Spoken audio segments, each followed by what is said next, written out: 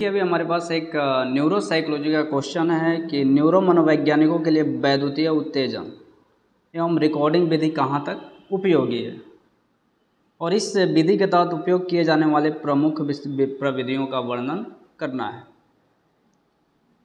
To what extent electrical simulation and recording method is useful for neuropsychologist describe the major techniques to be use under this method. और इस question को है ना हमें जो बनाना है, या फिर यूँ कहें कि जब क्वेश्चन आएगा एग्ज़ाम्स में तो फिर हमें जब पूछना है तो सबसे पहले हमें रिकॉर्डिंग विधियों के बारे में जानकारी होना चाहिए, और जितनी बेहतरीन जानकारी हमारे पास होगी उतना ही बेहतरीन तरीके से हम आंसर लिख पाएंगे एग्ज़ाम्स में, या फिर किसी को समझाना हो तो हम समझा पाएंगे। इस प्रविधि में जो रिकॉर्डिंग जो विधि है उत्तेजन और रिकॉर्डिंग विधि, इस प्रविधि में न्यूरोवैज्ञानिक तथा न्यूरो मनोवैज्ञानिक मस्तिष्क का अध्ययन करके उसके विशेष क्षेत्र में हुए वैद्युतीय घटनाओं या क्रियाओं को रिकॉर्ड करके या फिर उसे कृत्रिम रूप से उत्तेजित करके करते हैं। स्पष्टतः इस प्रविधि के जो है दो भाग हैं। पहला है वैद्युतिक क्रियाओं का रिकॉर्डिंग और दूसरा है मस्तिष्कीय न्यूरॉन को वैद्युतीय धारा द्वारा उत्तेजित करके उसके अध्ययन का प्रभाव, और उस प्रभाव को हम रिकॉर्डिंग करते हैं। स्पष्ट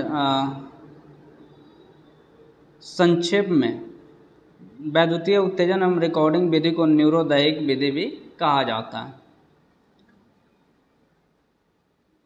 संक्षेप में तब यही कहा जा सकता है कि इस विधि में मस्तिष्कीय ऊतकों के वैद्युतीय क्रियाओं का मापन कर वैद्युतीय क्रियाओं के बारे में अनुमान लगाया जाता है। कार्यात्मक प्रतिमावली विधियों की तुलना में इस विधि द्वारा तंत्रिकीय घटनाओं का प्रत्यक्ष रूप से मापन तो होता ही है, साथ ही साथ बहुत छोटे समय में सामयिक अंशों में भी बांटकर वैसी घटनाओं का अध्ययन किया जाता है।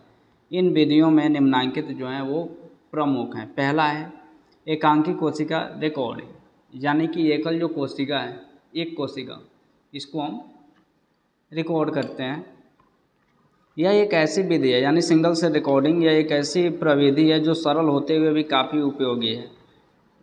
इसमें किसी एक कोशिका की क्रियाओं को एक विशेष समय तथा एक विशेष परिस्थिति या व्यवहारात्मक परिप्रेक्ष्य में अध्ययन किया जाता है। इस विधि में एक अत्यंत ही लघु व्यास वाले इलेक्ट्रोड को मस्तिष्क के किसी एक न्यूरॉन में प्रवेश करा दिया जाता है, फिर उस कोश के वैद्युतीय विभव में होने वाले परिवर्तनों को मापा जाता है।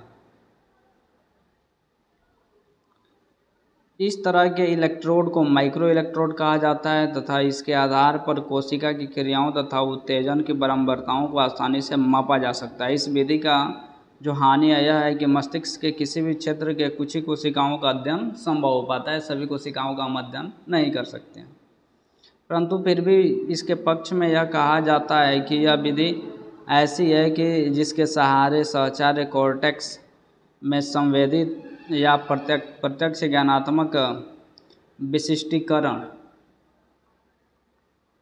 तथा स्थान निर्धारण का पता लगाया जाना संभव है। दूसरा है इलेक्ट्रोएन्सेफेलोग्राफी, यानी इसको हम EEG भी कहते हैं। EEG को हर्ट्ज़बर्गर ने की 1920 वाले दशक में इसका जो खोज किया गया, इसके द्वारा मस्तिष्क में वैद्युतीय क्रियाओं को खोपड़ी में रखे इलेक्ट्रोड के माध्यम से रिकॉर्ड किया जाता है। इस प्रविधि द्वारा मस्तिष्क में दौरा या झटका की क्रियाओं की पहचान तथा स्थान निर्धारण में काफ़ी सहायता मिलती है। EEG द्वारा न्यूरो मनोवैज्ञानिक नींद तथा औषध यानी ड्रग्स का मस्तिष्कीय क्रियाओं पर पड़ने वाले प्रभावों का अध्ययन किया जाता है। हाल ही में न्यूरो मनोवैज्ञानिक कुछ विशेष कंप्यूटरीकृत विधियों का उपयोग करके EEG क्रियाओं का विश्लेषण करने लगे हैं, जिससे इसकी वैज्ञानिकता और प्रामाणिकता में काफ़ी ज़्यादा अंतर आया है। EEG का मुख्य दोष यह है कि इसमें इलेक्ट्रोड खोपड़ी के ऊपर लगा होता है तथा इलेक्ट्रोड और मस्तिष्क के बीच खोपड़ी तथा अन्य ऊतक होते हैं। अतः मस्तिष्क से मिलने वाला संकेत जो है ये कमज़ोर पड़ जाता है तथा इसके द्वारा विभिन्न न्यूरॉन्स का मात्र एक सामूहिक क्रिया का पता चलता है। किसी विशेष न्यूरॉन के वैद्युतीय क्रिया का अंदाजा ईईजी द्वारा लगाना मुश्किल होता है। उसके बाद एक घटना संबंध विभव, यानी हम इसको बोलते हैं इवेंट रिलेटेड पोटेंशियल यानी ईआरपीएस। ईआरपीएस के द्वारा कोई विशेष घटना या उत्तेजन के बाद कार्टेक्स में हुए ईईजी क्रियाओं में होने वाले लघु परिवर्तन का मापन होता है। जैसे लाल रोशनी दिखने वाले व्यक्ति का दृष्टि कार्टेक्स की क्रियाओं में हुए परिवर्तन को ईआरपी द्वारा मापा जाता है। न्यूरो मनोवैज्ञानिकों द्वारा कुछ जटिल एवं विभेदी उद्दीपकों जैसा कुछ शब्द, चेहरा आदि से संबंधित ईआरपी को मापने का प्रयास किया जाता है। हालांकि पृष्ठिका तंत्रिका क्रियाओं के कारण ऐसे उद्दीपकों का ईईजी पर पड़ने वाले प्रभावों को मापना थोड़ा कठिन है। ऐसी परिस्थिति से निपटने के लिए न्यूरो मनोवैज्ञानिक एक ही उद्दीपक या घटना को व्यक्ति के सामने कई बार उपस्थित करता है और उन सब का फिर औसत अनुक्रिया ज्ञात करके ईआरपी के बारे में अनुमान लगाया जाता है। उसके बाद चौथा है जो यह है इलेक्ट्रोकार्टिकोग्राफी, इसको हम ईआरसीओ कहते हैं, और जो इलेक्ट्रोएन्सेफेलोग्राफी को हम ईईजी कहते हैं।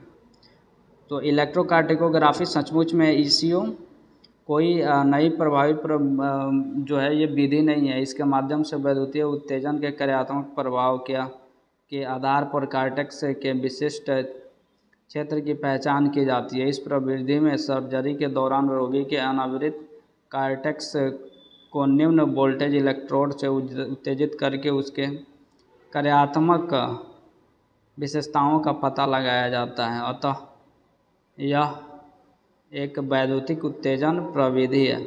न्यूरो मनोवैज्ञानिक के इतिहास पर यदि हम अवलोकन करें तो पाएंगे क्रेट्स तथा हाइजिंग ने ऐसी विधि का उपयोग 1870 में कुतों पर किया था। पांचवा जो है यह मैग्नेटोइंसेफेलोग्राफी, इसको हम एमएजी कहते हैं। यह एक ऐसी प्रविधि है जिसमें न्यूरॉन्स को वैद्युतीय धारा से उत्तेजित किया जाता है और उससे उत्पन्न लघु चुंबकीय क्षेत्र की माप करके मस्तिष्क के विशेष भाग के कार्यों का अध्ययन किया जाता है। फिर उसके आधार पर उस क्षेत्र की पहचान स्वतंत्र रूप से की जाती है। इस प्रविधि को चुंबकीय स्रोत प्रतिमावली MOI भी कहा जाता है, MSI। यह प्रविधि नई है तथा इसके उत्तम परिणाम भी अभी सामने आ रहे हैं। तो ये था हमारा जो वैद्युतीय उत्तेजन और रिकॉर्डिंग विधि के प्रकार और उन प्रविधियाँ जो आजकल यूज की जाती है रिकॉर्डिंग के लिए।